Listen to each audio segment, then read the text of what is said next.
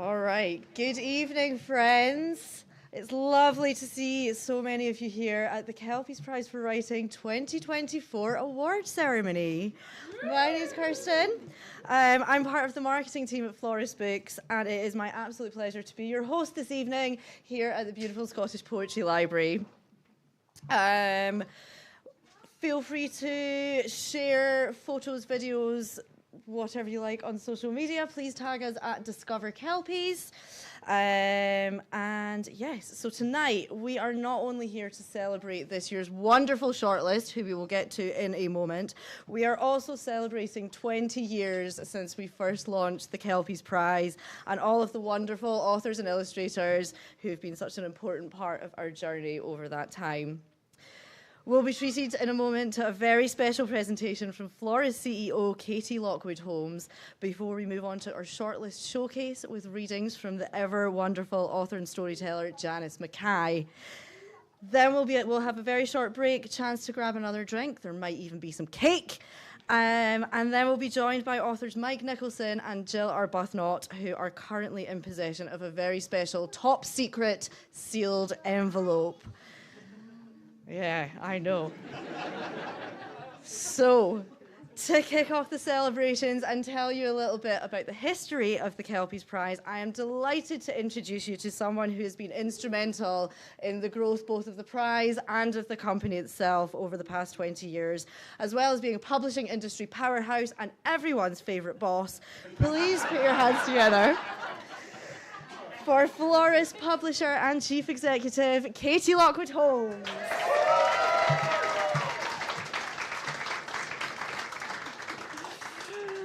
Thanks, Kirsten. Yes. As the Beatles song goes, it was 20 years ago today. Well, almost. On the 19th of August, 2004, at 2 p.m. in the afternoon, about 20 people gathered in a small, humid tent in Charlotte Square at Edinburgh's West End to launch a new writing prize for Scottish writing for children. Some 2 years earlier, Florist Books had purchased the Kelpies range of middle-grade children's novels from Canongate, a bold move for a tiny publisher that was still really focused on specialist non-fiction at the time. That same year, the Kathleen Fiddler Award for Scottish children's fiction had been discontinued, and the field of Scottish children's publishing had been somewhat fallow for a while. Some amazing Scottish writers, like Teresa Breslin, Cathy MacPhail, Mary Hedderwick, but all mainly published outside of Scotland. Florist saw a gap and a need, and we moved to fill it. We knew we had to relaunch the Kelpies Prize, the Kelpies list, and raise its profile amongst teachers and librarians and booksellers. The Kelpies were rich with authors from previous decades, like Lavinia Derwent, Kathleen Fiddler, Molly Hunter, but new blood was required. We had to find the fresh, original voices writing for contemporary Scottish children, reconnecting to the grassroots of creative writing in this country. And what better way to do that than a prize? So we found ourselves in that steamy tent at the Edinburgh International Book Festival in August 2004. Jill Arbuthnot, whose book The Chaos Clock had been the first brand new book that we published in the Kelpies range a year earlier, generously agreed to launch it for us and gave a rousing speech about the power of book prizes. It definitely felt like taking a scary step into the unknown, but we were buoyed by the feeling that we were heading in the right direction. We were also buoyed by the support that we started to gather. Lorraine Fannin, who was head of the Scottish Publishers Association at the time, now Publishing Scotland, gave invaluable advice about the market and reaching booksellers. The late Gavin Wallace, head of literature at the Scottish Arts Council, now Creative Scotland, gave invaluable funding, which allowed us to offer a cash prize, an extra incentive for authors, for writers who might have been wondering whether this new prize was really worth the effort. In those days, we asked for a full manuscript, not a small thing to commit to. So fast forward a year to the 16th of August 2005, exactly 19 years ago today. We're back in another humid book festival tent in Charlotte Square, a bigger one this time, with 3 nervous shortlisted authors and their friends and family. Our presenter was the marvellous and much-missed Cathy MacPhail, whom I'd sidled up to at an event at Scottish Book Trust and screwed up the courage to ask her if she could possibly, maybe, perhaps consider awarding the inaugural Kelpies Prize for us. Always generous and self-deprecating, she graciously agreed. And so there we were, in the tent, ready for the first winner's announcement. It hasn't actually changed that much over the years. An Oscars-style envelope, the immortal words, and the winner is, and then joy for one of our then 3 shortlisted authors. And that year, 2005, it was, of course, Mike Nicholson who won with his book, Catscape. Oh, and there's Kathy as well. We actually published Catscape a mere 2 months later, in October 2004. What were we thinking? But anyway, with that, we were off and running. Catscape is still in print 19 years later, testament to what a fun, fabulous book it is, but also to Mike's absolutely tireless work in promoting it, and like all of our authors, doing innumerable events with kids and continuously introducing it to new generations of 8, 9, 10-year-olds over nearly 2 decades now. Absolutely incredible. Mike, and Jill as well, were also early examples of how we encouraged our new Kelpies authors to take on fresh challenges. Mike has written 11 books for the Kelpies now, including novels, picture books, and early readers, and he has a new Kelpies picture book coming next spring. Jill's books range from picture books to YA and include non-fiction as well, and she's currently working on a fabulous new anthology.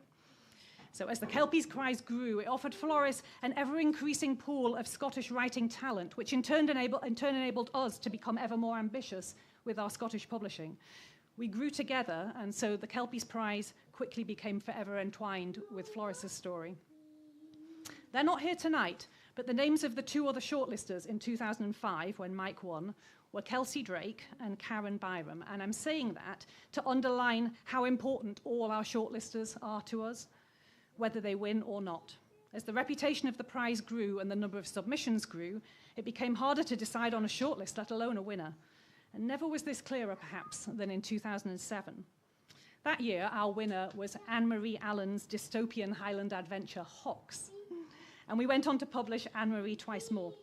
But one of our shortlisters that year was an emerging writer and storyteller called Larry Donn, with her novel First Aid for Fairies and Other Fabled Beasts. Larry can't be here this evening, sadly, but perhaps she's watching at home, and we are sending you all love and best wishes, Larry.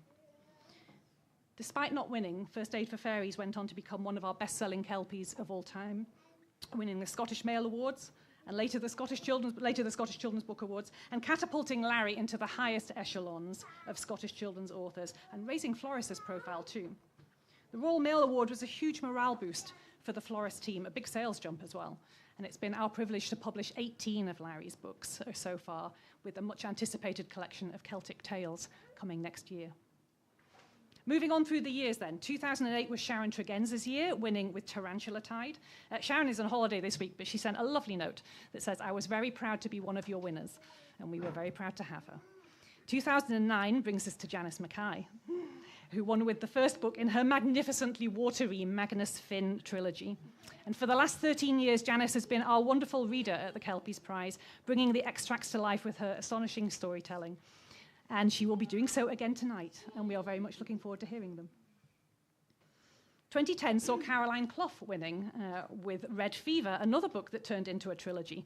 Caroline's son is getting married this week, but she sent a kind note as well, which reads, "After my win, I enjoyed very many happy years visiting hundreds of schools in Scotland and talking to children about my books and creative writing. Thank you for the opportunity to do that."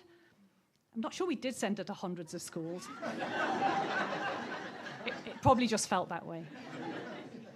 So I need to pick up the pace because 2011 was a bumper year. Alette Willis won with How to Make a Golem and Terrify People. But we also published both runners-up that year, Daniela Sacadotti's ReallyWeirdRemovals.com and Roy Gill's Demon Parallel. 2011 was actually the last year of our frankly crazy schedule of publishing the winner within 2 or 3 months of the prize ceremony. I think Sally, our editor, might have threatened that it was her or the schedule, and we made the wise choice. 2012 was Tracy Trainor's year with Nicking Time, and then in 2013, Alex McCall, our youngest ever winner at 17, with perhaps our greatest winning title, Attack of the Giant Robot Chickens. Oh, yes. In 2014, it was Lindsay Littleson. 10 years ago, Lindsay, I can't believe that. Incredible. Who wowed the judges with an authentic and original voice in The Mixed Up Summer of Lily McLean. And we have just published Lindsay's 5th novel with Floris this year, The Marvellous Ice Cream Boy. Oh, and don't those covers look lovely together, like we did it on purpose. I mentioned the Scottish Children's Book Awards earlier when I was talking about Larry and First Aid for Fairies. In 2013, when the awards shortlist of 3 in the 9 to 12 category was announced, we knew for sure that Floris was going to win, and that's because all 3 books were Kelpies novels. All of them coming directly or indirectly from the Kelpies Prize. Janice Mackay, the eventual winner with The Accidental Time Traveller, Really Weird Removals from 2011, and Caroline Clough's Black Tide, the sequel to the 2010 winner, Red Fever. That was such a proud moment for us. We were 10 years into the relaunch at that point, and it was confirmation that the Kelpies were now firmly back on the map, successful and appreciated. But ever ambitious, and with the writing prize firmly cemented, we widened our attention to the illustrators of Scotland.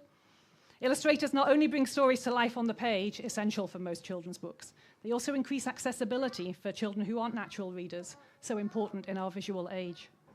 And we wanted to find new grassroots illustration talent, so we launched a second prize, the Kelpies Illustration Prize, or back then, the Design and Illustration Prize. The first winner was Astrid Jekyll, can't be here this evening, who designed a striking cover for Joan Lingard's classic book, The Sign of the Black Dagger. And in 2015, it was Lewis Copeland who designed the cover for the current edition of Alan Campbell MacLean's iconic book, The Hill of the Red Fox. Back to the Writing Prize in 2015, and continuing the tradition of fabulous titles, was Slug Boy Saves the World by Mark Smith. And I can't see you there, you are, Mark, thank you. By Mark Smith, a brilliant superhero romp, which was illustrated by the 2016 winner of our Illustration Prize, Darren Gate. See what we did there? All our planning and scheming was coming together nicely, and Darren also went on to illustrate one of Jill's books, Secret Diary of the First World War.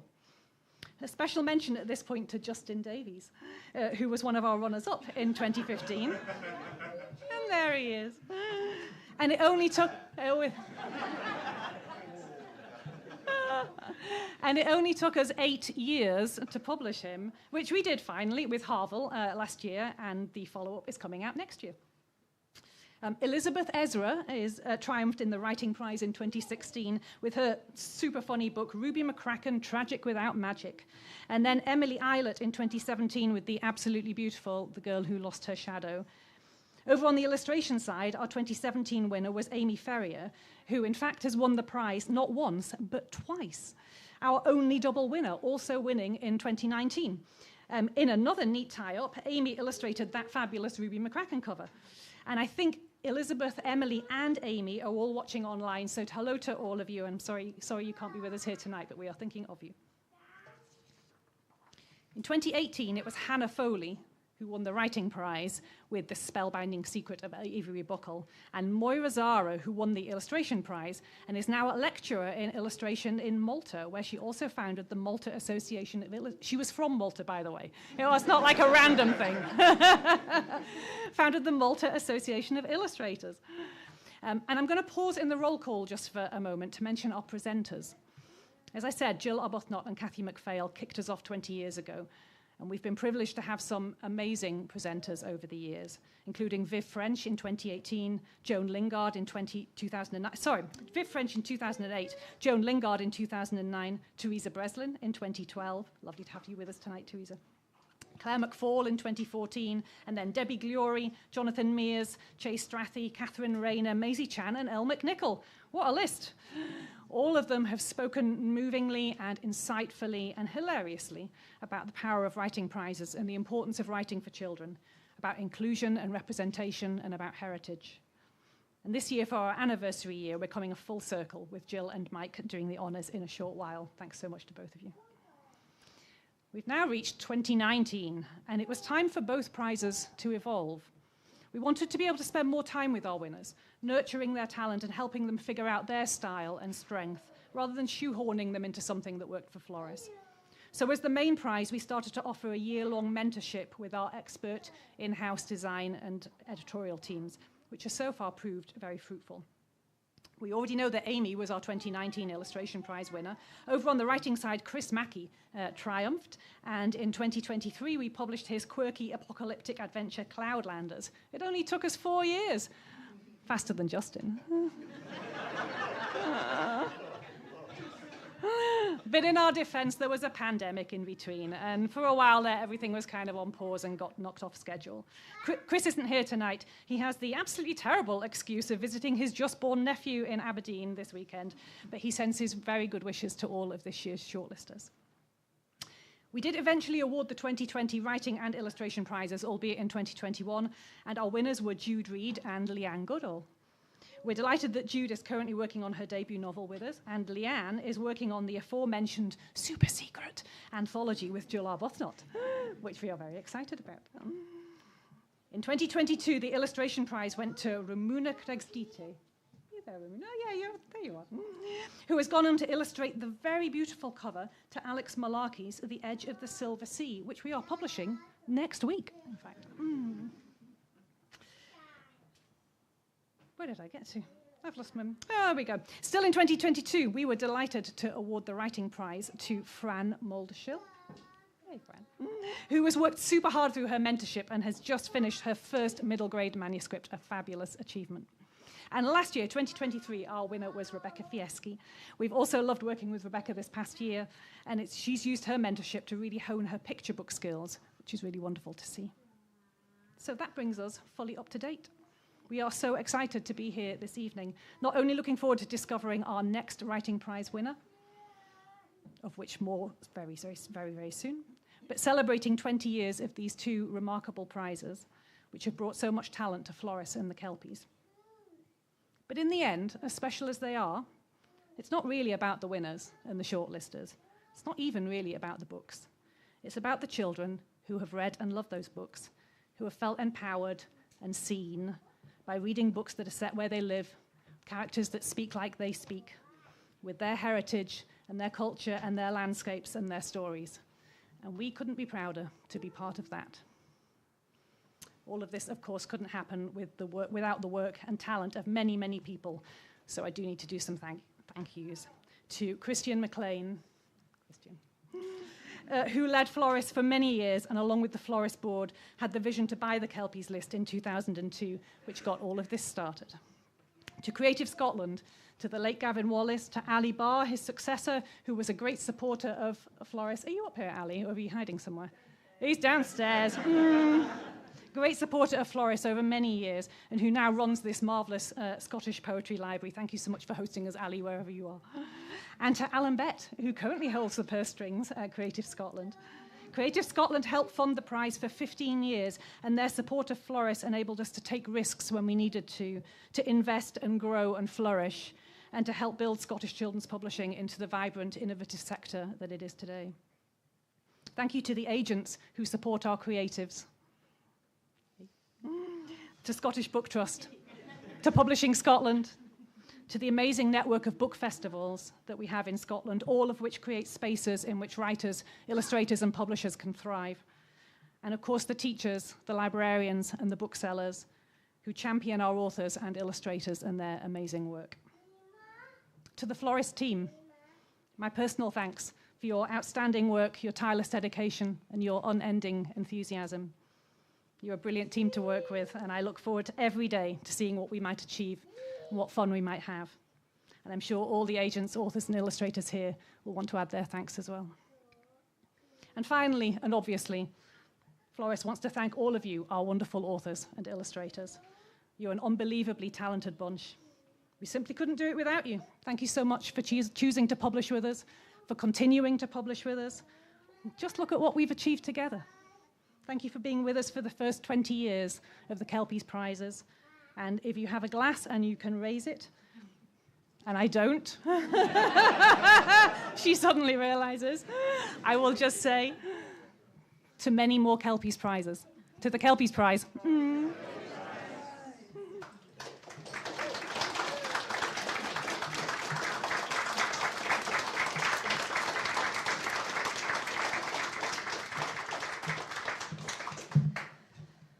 Thank you for that, Katie.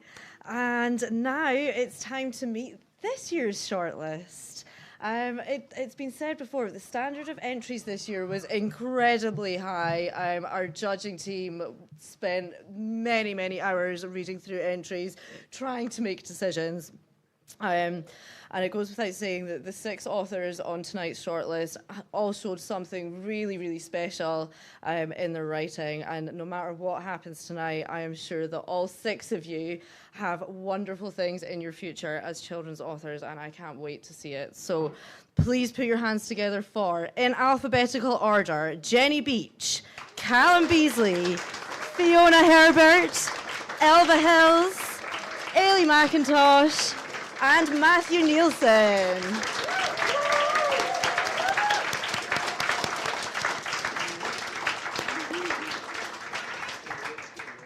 And I'm going to tell you a little bit more about each of them in just a moment. But first, I would like to introduce author, storyteller, and 2009 Kelpies Prize winner, Janice Mackay, who is going to read an extract from each of our shortlisted entries.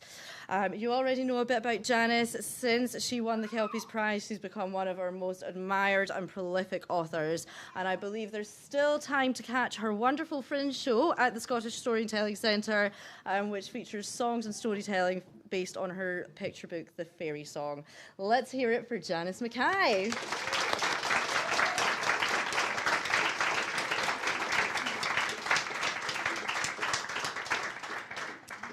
So, first in our 2024 shortlist is Jenny Beach. Round of applause for Jenny.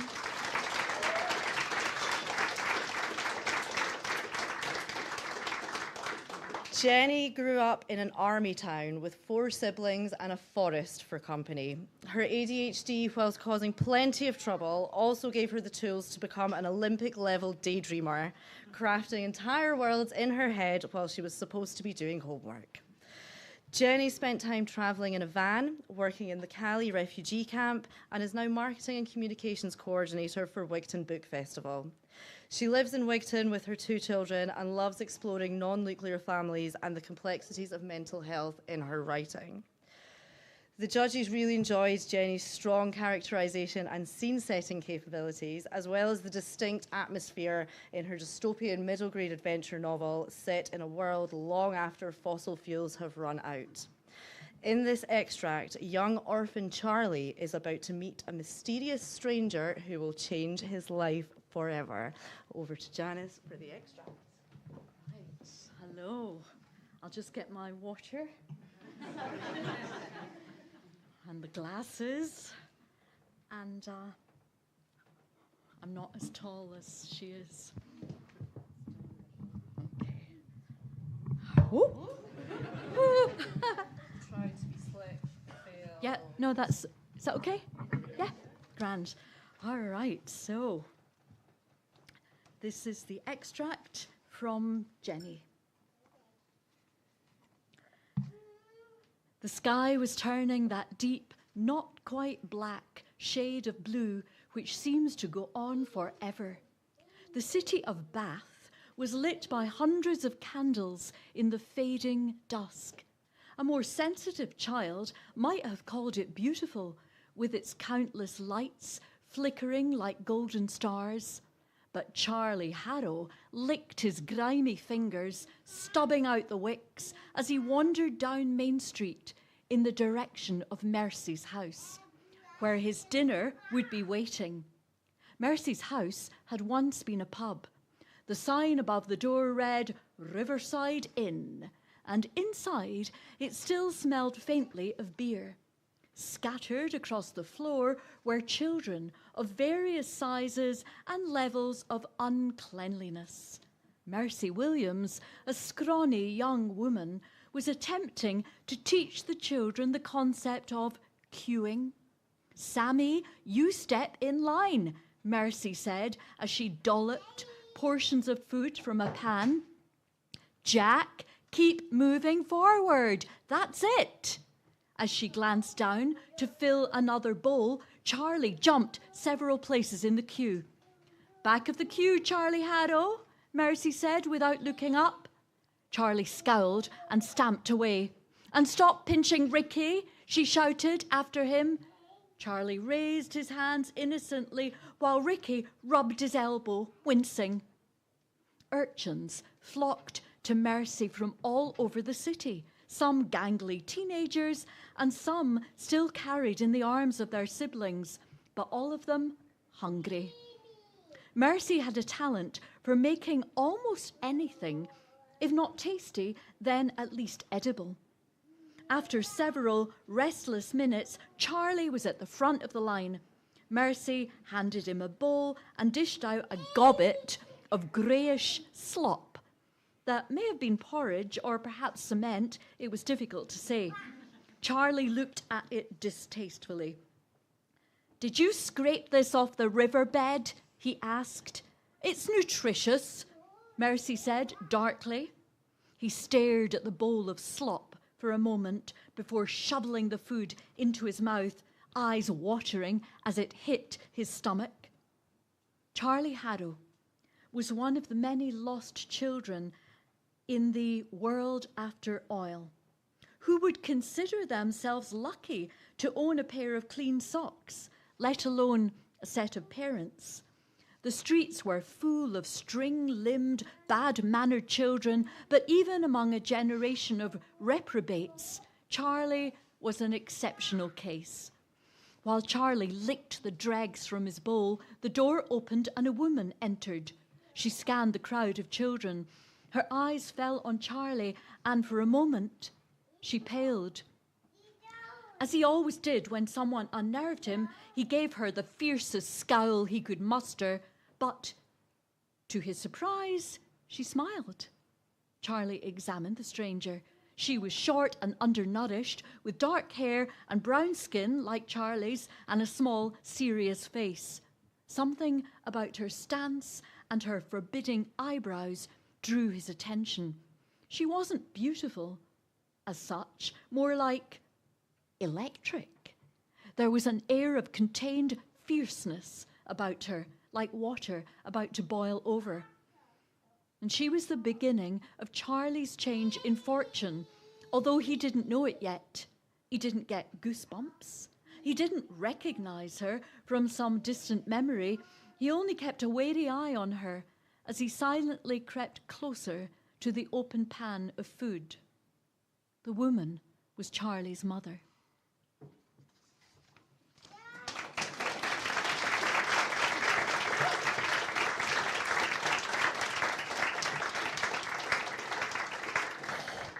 What an ending for that extract. I want more. So, next up is Callum Beasley. A round of applause for Callum, please.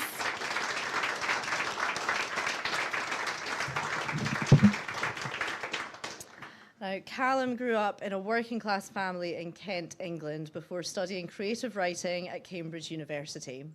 He's worked in publishing and is now a residential support worker for children. Callum won first prize in Faversham Literary Festival's short story competition, and his work has been published in Dreamcatcher magazine, Cambridge University Science magazine, and the Maze Literary Anthology. He now lives in a quiet village near Falkirk. The judges loved Callum's playful, energetic use of language and well-pitched humour, as well as the kid-friendly tone of his funny middle-grade adventure Pup, in which humans live by day and monsters own the night. We're about to join 13-year-old Pup, the son of a famous monster hunter who is racing to get home from school before darkness falls.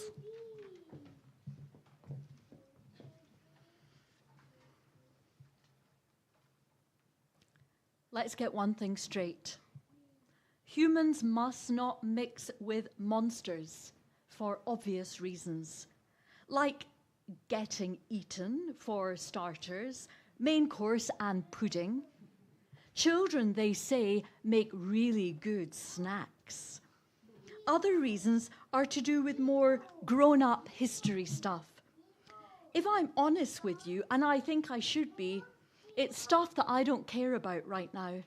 I know I should pay more attention in class, but the ins and outs of it don't really interest me. What interests me is keeping my insides exactly where they should be, on the inside. Anyway, the not mixing with monsters has something to do with falling out a long time ago. It wouldn't surprise me if humans and monsters once used to live happily alongside each other like they do in some of my great-grandma's stories. But you know how strange the world can be sometimes? One day, something bad happened, and now here we are. Humans stick to the daytime while monsters roam the night. At least, they do most of the time. Which means when I finish school at 15:30 on a wet October afternoon, I need to get home quick. Yes, home quick. Like, no space between my word because there's no time to take a breath quick. And if I am late home for tea, or worse, if I get lost, I might end up having tea with a monster, if you know what I mean. So come on! What are you waiting for? Run with me. Hold onto your headphones. Have you ever run home from school so fast you forget your ball, your kit, and your homework? Uh-oh, Miss Mitrach is going to kill me. She might be lax on making the class read out the high school pledge every day. She might be lenient when it comes to correcting our fighting stances, and she might not care too much about swordmanship. But homework is something Miss Mitrach is very, very strict on. But Miss Mitrach won't have a chance to tell me off if I don't get home before dark. If I don't get home before dark, there'll be no need to worry about my ball, my kit, or Miss Mitrach, because soon those same monsters will be snapping at my heels. Snap! Snapping at my heels as soon as the darkness falls. And as if that isn't enough, I have an even better reason to get home quick today. Can you guess what it is? That's right! It's the best day of the year. It's my birthday! Today is the day I follow in my family's footsteps and become a slayer. And to celebrate, my friends and I are having a sleepover at mine. Plus, I have presents to open, so let's get a move on.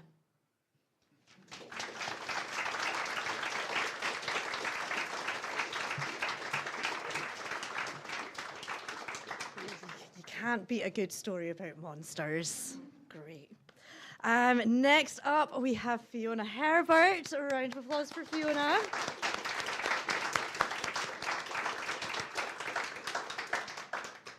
Fiona grew up in Inverness-shire and Aberdeenshire before studying English literature and theatre at Glasgow University.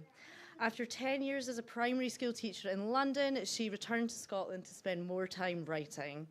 Fiona was the first woman to win the Tall Tales National Storytelling Contest and has delivered storytelling sessions for children and families at Holyrood Palace, Edinburgh International Festival, the National Portrait Gallery, and more.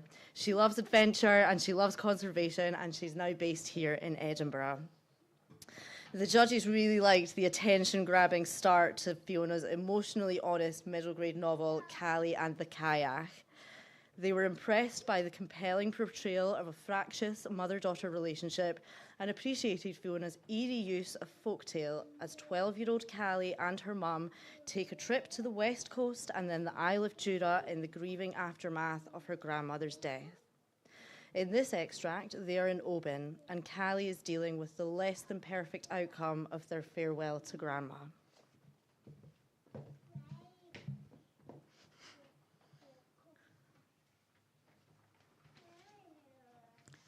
Callie watched the lass of Grandma swirl and gurgle down the drain. It wasn't meant to be like this. It had been her mum's idea for them to scatter the ashes on the shore of Loch Awe, the place Grandma had chosen. They had twisted the lid from the canister, holding the cardboard tube between them as they silently said their goodbyes and poured the contents out over the dark water. For a moment, Grandma's ashes had behaved themselves. Seemingly aware of the gravity of the situation, they had streamed away directly ahead. But then, the wind had buffeted them up, and like a swirling, feisty ghost, they had turned and flown straight into the faces of the grieving pair. Callie's mum had been wise enough to tie her hair back beforehand. Callie had not. "Oh, Callie, I did tell you to bring a bauble." But Callie hadn't listened, then refused to use a rubber band found on the grubby floor of the car. Her wavy auburn hair was long enough for her to see the fine layer of ash that now coated it. She frantically raked her fingers through her scalp while shaking her head, but the ashes had stayed. "Don't worry, there's a hairbrush in the car." "Come on then," Callie had shouted, her voice high with panic. She could feel the ashes clinging to her. "Can I just have a minute?" her mum murmured. Callie had felt a surge of shame. She had ruined the moment for both of them, maybe for Grandma too. But the ashes were greasy and gritty. They clung. She couldn't stand it. "Yeah, of course, but can I have the keys and meet you back at the car?" Without a word, her mother had flung her the keys. The brush hadn't worked. Callie had dragged it through her wind-tangled hair to no avail. Grandma could not be brushed out like powder. When her mother had arrived 20 minutes later, her own ashen face streaked with tears, she had tried to calm Callie down, but had been as useless as the hairbrush. So they had driven for over an hour to the nearest public showers at Oban's ferry terminal. The tannoy chimed cheerfully in the background as Callie washed the last of her grandmother away. A drain instead of a loch. "I'm sorry, Grandma." Once Callie had dried herself with a thin travel towel, she got dressed again and joined her mother in the waiting room. "All okay now?" Nothing is okay. Nothing will ever be okay again. "Yeah, all okay."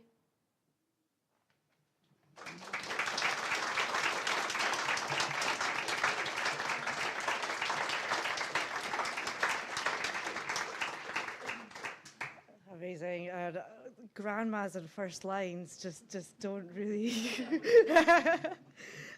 So that is us halfway through our shortlist showcase. And next up, we have the wonderful Elva Hills. A round of applause for Elva.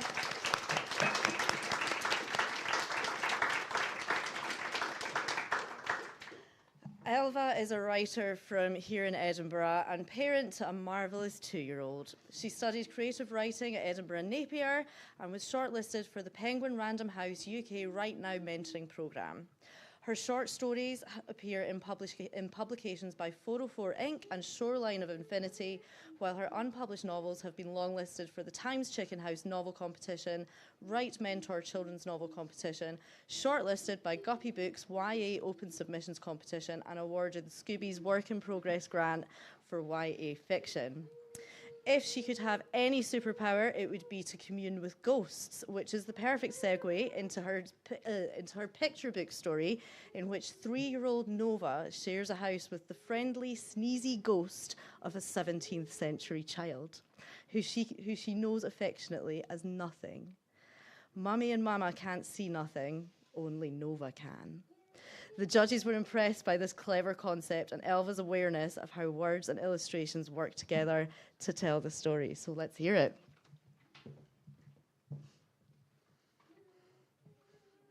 My drink is in the wrong place, sorry. Just quick little bit of a... All right.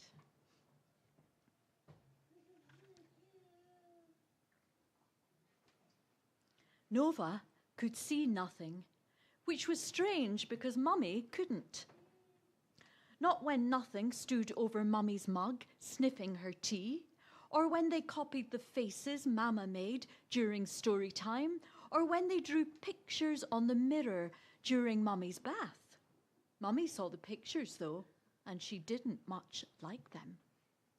Nova only knew Nothing's name because one day, while getting her nappy changed, Mummy cried, "Look at you, Nova, smiling at Nothing." Nothing wore a great feathered hat that made them just as tall as Mummy and Mama, and the poofiest dress Nova had ever seen trailing behind them as they skipped. And Nothing had a strange manner of speaking. "Yer moggins be sodden," they cried. When Nova got wet feet.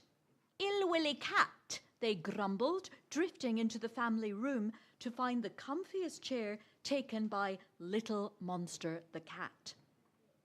And when Mummy left the upstairs window open, Nothing peered out and shouted, "Gardelo!" with a snigger. Nothing could do things no other member of the family could, like walk through walls and make the lights flicker when they sneezed. And Nothing sneezed all the time, every morning at breakfast, whenever it rained, and when Mama lit the candles for her bath.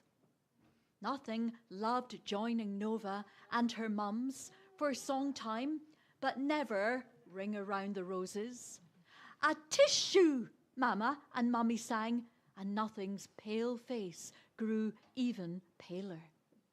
On Nova's birthday, places were set at the table for her, Mama, Mummy, and all 5 grandparents. There was even a spot for Little Monster. Grandad shivered as Nothing squeezed in between him and Granny Low. They all sang happy birthday, and no one louder than Nothing, who hopped from foot to foot with every word. Of course, none of the adults saw Nothing, but that was okay, because Nova did. At last, Mummy lit the candles on Nova's birthday cake. Uh-oh. Nothing threw their head back and achoo! "Now, who blew those candles out?" cried Granny Low. Nobody saw Nothing as they waved sheepishly to the rest of the family. Nobody except Nova.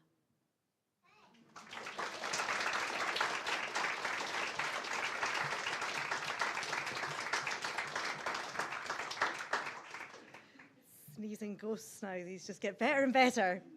Next up, we have Ailey McIntosh.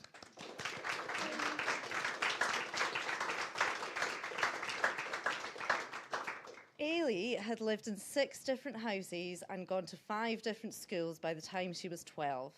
The constant moving, thanks to her father's job as a medic, gave her itchy feet, and after university she travelled to Australia and New Zealand with some stop-offs in Asia on the way. She eventually found her way back to Scotland and settled in Glasgow, where she worked as a broadcast journalist at Radio Clyde. Ailey now works in early years and combines this with her love of photography and being outside. The judges were impressed by the engaging voice and vivid world building in Ailey's upper middle grade fantasy novel, The Timekeepers, which follows young clockmaker's apprentice Nim, who wakes up one morning to find that time appears to have momentarily stopped.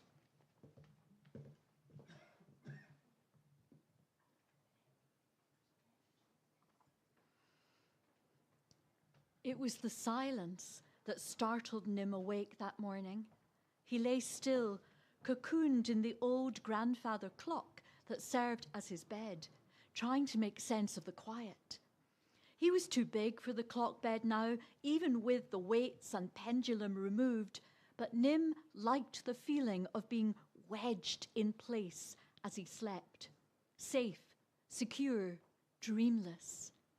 He clambered up, pulling the tight neck of his brown woolen jumper over his head. Another thing he was too big for now. The weak early morning light cast long shadows around the workshop, but everything looked the same. He padded across to the heavy wooden door which separated the back room from the shop and edged it open. The padlock on the cash drawer was secure, and the sign on the door was turned to closed, exactly as they had left it last night.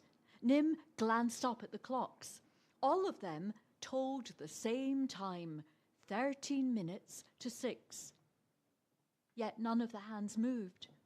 And the ticking and talking, that were the soft heartbeat of Nim's life were disturbingly absent. The silence was deafening now. Nim clapped his hands together just to check he could still hear. The crack of his palms echoed around the room. "Per!" he shouted. "Per, come down! All the clocks have stopped." He was flustered for a moment, suddenly doubting himself. Had he somehow gone to bed without winding them up last night? It was impossible. The twisting of keys and turning of dials and, his favourite, the pulling of the heavy chains and pendulums were as much a part of Nim's nightly routine as falling asleep itself. There was no answer. From the small bedroom upstairs, Nim didn't go up there often. It was Per's private space, and his heart thumped against his chest as he made his way up the narrow wooden steps.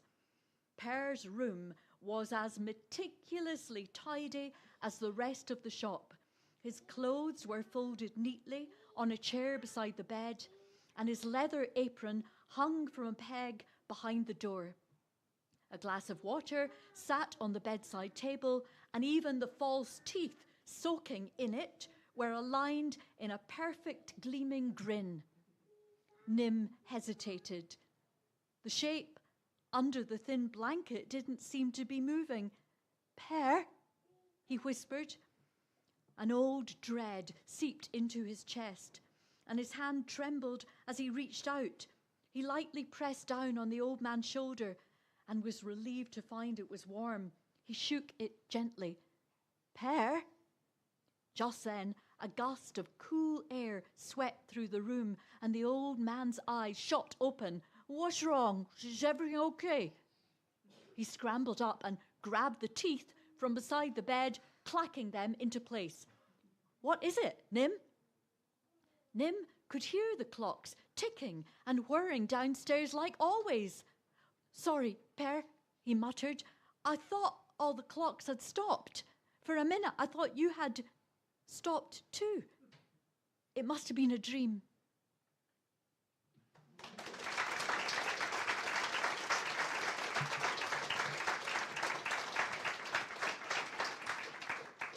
And that brings us to our final shortlister. Last but by absolutely no means least is Matthew Nielsen.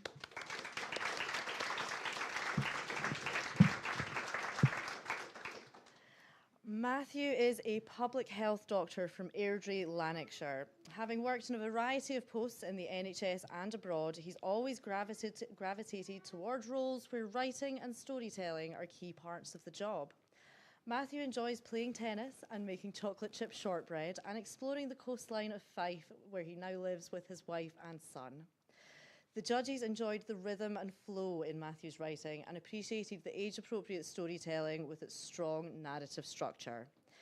To create an extract of the right length, our editors have trimmed the middle but kept the beginning and the end so we can grasp the whole story of his rhyming tale about a young wolf called Lonnie, who thinks he may be the last wolf left in Scotland.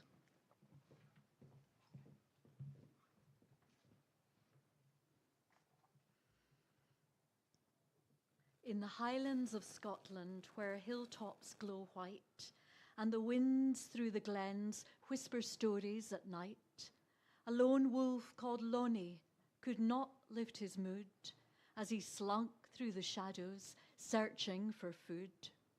With teeth sharp as arrows and fur like grey stone, Lonnie looked fearsome but felt all alone. So just after sundown, with longing intent, he looked to the sky and he howled his lament. "Oh, man on the moon, oh, stars up above, please help me to soon find somebody to love." For Lonnie was lonely and feeling bereft. He thought that he might be the only wolf left. All through his young life, since he last saw his brother, wherever he roamed, he had not met another. So taking his destiny in his own hands, he started a quest across wild Scottish lands. And though he was nervous to leave his home cave, he knew deep inside that he had to be brave. Through fields of dense bracken and moors flecked with heather, Lonnie kept searching in spite of the weather. He howled through the vastness, "Are any wolves there?" But no reply came through the biting cold air. Tired from his quest, Lonnie thought, "One last try. Perhaps I'll see more if I clamber up high." But the mountain was steep and the mountain was cold, and on a sharp ridge, Lonnie's paws lost their hold. He slid and he plunged through rocks and long grass till he tumbled to rest in a deep, dark crevasse. Sore from his scratches, his energy sapped, he tried to climb out, but poor Lonnie was trapped.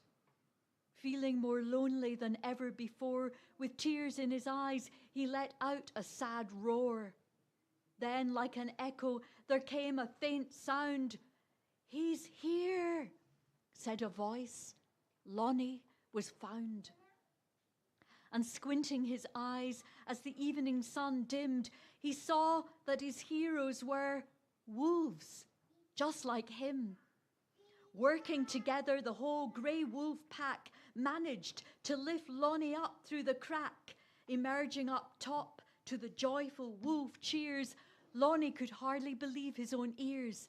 He picked out a voice that he knew from the others, a howl from his home.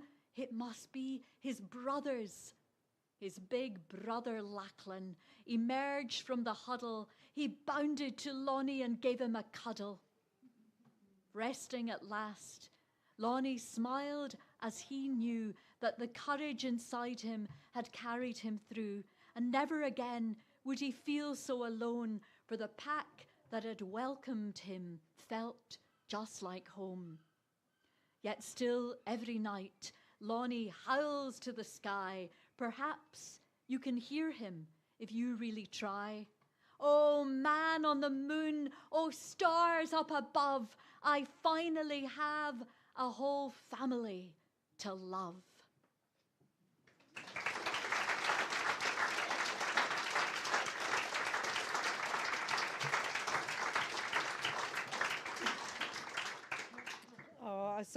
We just did the shortlisters alphabetically, but I really do think that's just the perfect note to end our shortlist showcase on. So huge thank you to the wonderful Janice Mackay for reading those extracts. And huge congratulations to all 6 of our shortlisters. I cannot emphasize enough how much of an achievement it is to get to this stage, and I really can't wait to see what the future holds for all of you. And I know you're all very nervous and excited, but we all know how important it is to have a bit of tension in a good story. So we are going to take a short comfort break. Please make your way downstairs where our fabulous service team are waiting to pour another drink for you all. And we'll be back with you in around 5 minutes where we'll be welcoming Mike and Jill. If you are a previous Kelpies Prize winner or one of our current authors, if you could please stay up here. We would like to do some family photos with you all, please.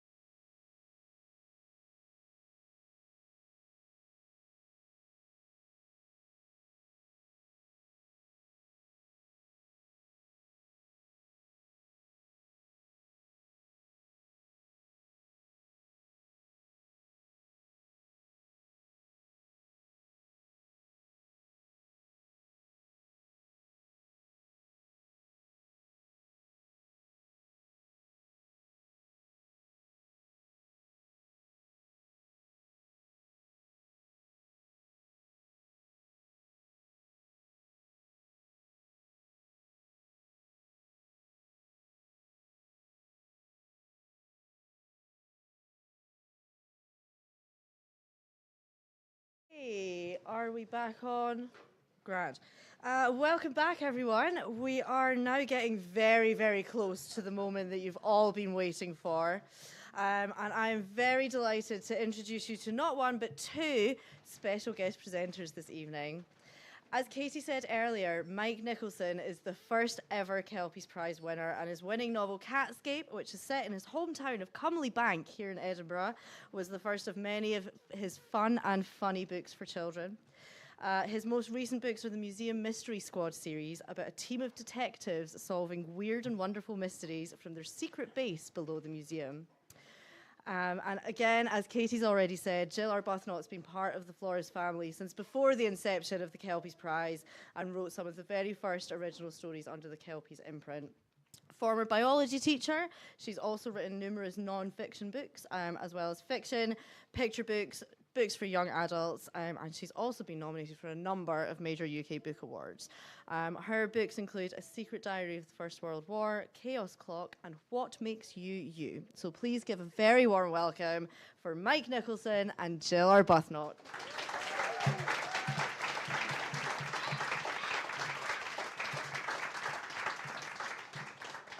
Can I just say before we start, don't panic at the amount of paper. We've both got it printed out in really large fonts, so we don't need our glasses.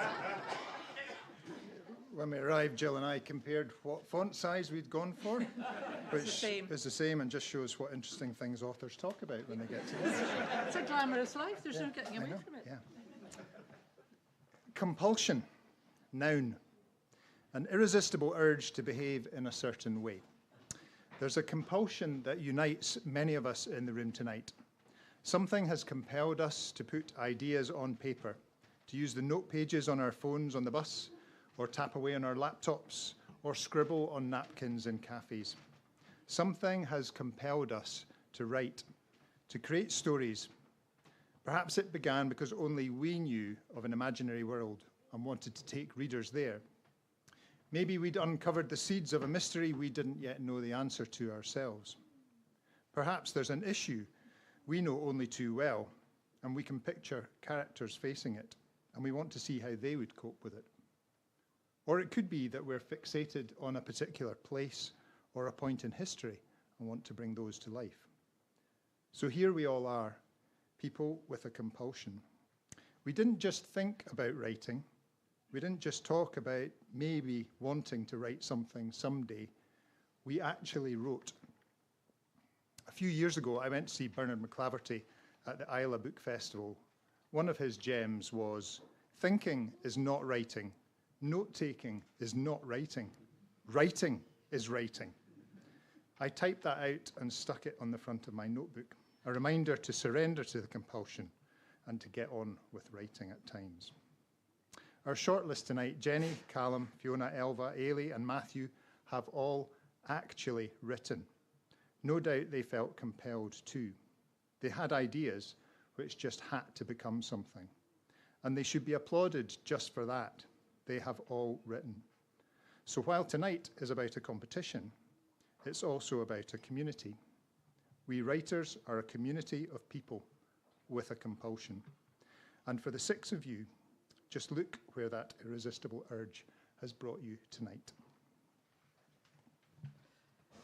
Many of us have been watching the Olympics in the past couple of weeks. Of course, what we see is only a snapshot from the athletes' lives. Just stop and think about what has gone on in the years leading up to the 10 seconds or 4 minutes or 2 hours that you watch.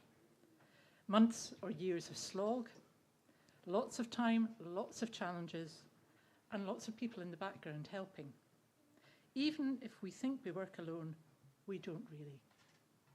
Writers have more in common with athletes than might appear at first glance. The same things, months and years of slogs, the challenges, the disappointments, and lots of people in the background. For most of us, we're lucky enough to have family or friends, agents, teachers, librarians, writing groups, and they're all there at the bottom of the pyramid that's pushing us upwards. This is our snapshot tonight, our 100 metres final, the completed story or novel or poem, the awards ceremony. Callum, Elva, Ailey, Fiona, Jeremy and Matthew, whether or not it's your name in the envelope. My goodness, look at what you've already achieved by getting here. And just as most athletes go home afterwards, go back to training, keep trying to improve, whether or not they won, so do we if we're really writers. We suck up the setbacks, the stories that don't pan out, the numerous rejections, the lack of recognition and fame and fortune, and we keep on writing. Yeah, you're not going to get rich. Well, maybe you will. That's such a downer. We keep on writing, though, even if we don't get rich, because we have to, because if we didn't write, we wouldn't be ourselves anymore.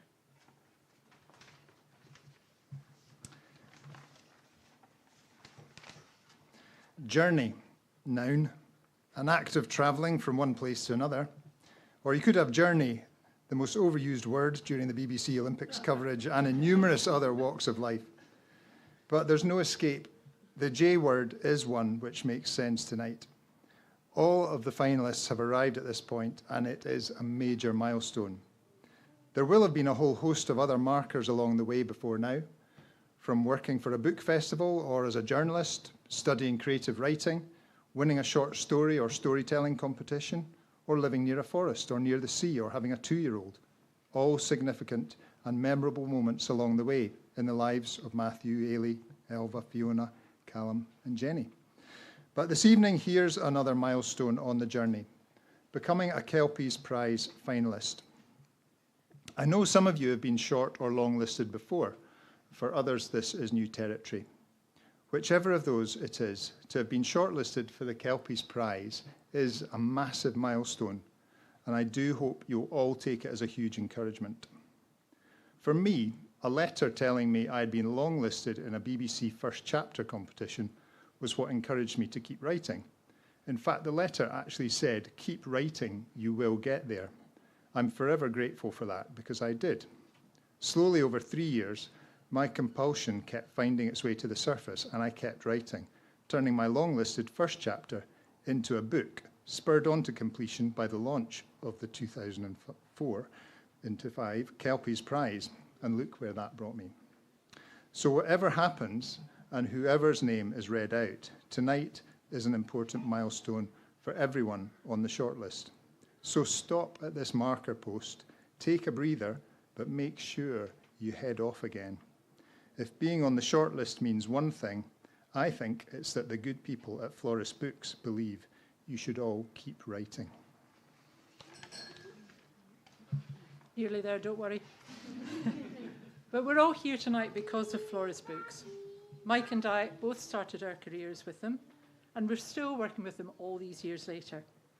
In 2003, they picked my first children's novel off the slush pile, just after they took over the, at that point, fairly moribund Kelpies list from Canongate. I was the first new author they signed, and one of the few who was still alive at that point. No competition, it was great.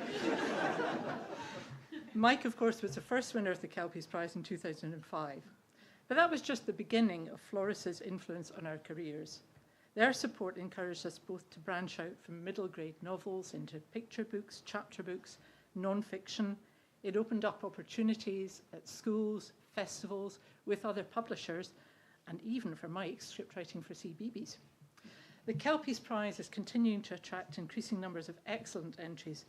And of course, the new illustrators have been supported through the Kelpies Prize for Illustration, and now as part of the Pathways into Children's Publishing programme. Floris is a major force in Scottish publishing, an independent voice, a great promoter of Scottish talent, and a source of thousands of hours of reading pleasure for children in Scotland and much further afield. We don't know what the next 20 years will bring, but it's going to be great. But for now, let's at last bring it back to the present and the 2024 Kelpies Prize, because it's time to reveal the winner. And I just hope it's written in nice big font.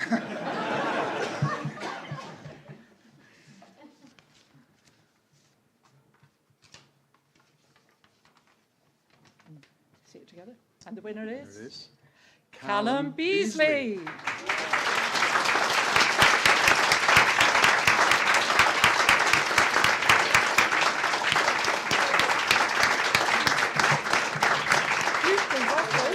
Thank you very much.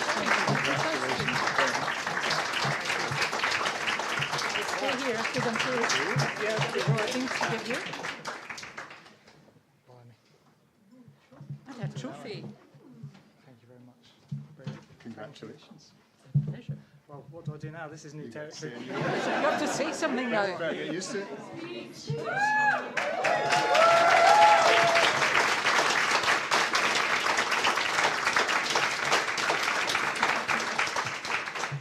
Well, where do I start with the first word?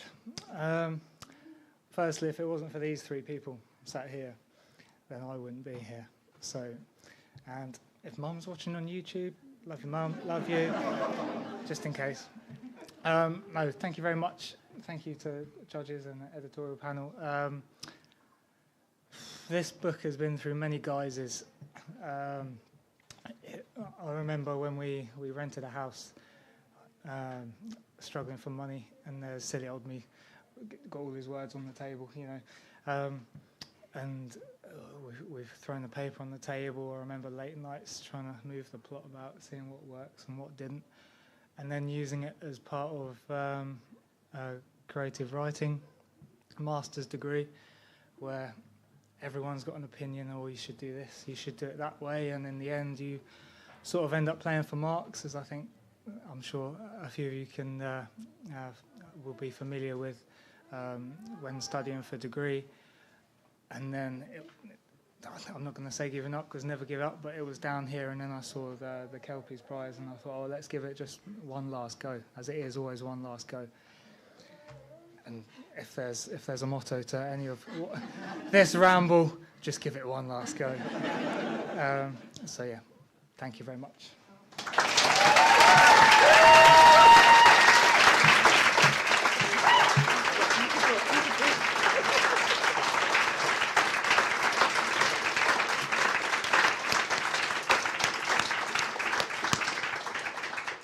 On behalf of the entire Florist Books family, I just want to say one more congratulations to Callum and to all 6 of our shortlisters tonight.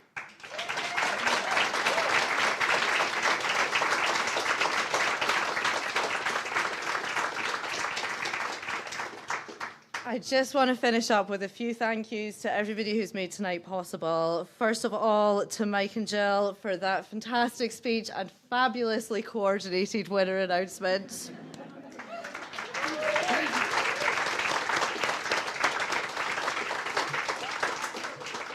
To Janice Mackay for bringing all of the shortlisted entries to life and making us all want to read more.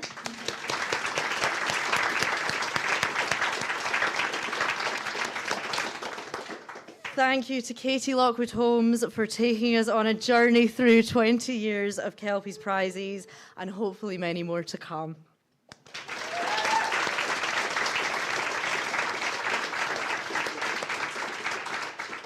Huge shout out to Ali and the team at the Scottish Poetry Library. Yeah!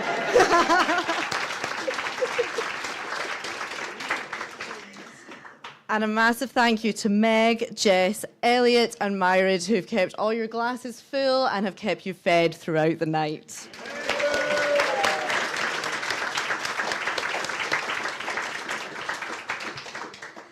And thank you once again, and congratulations to all of our shortlisters. You all have so much talent, and I cannot wait to see what is next for all of you.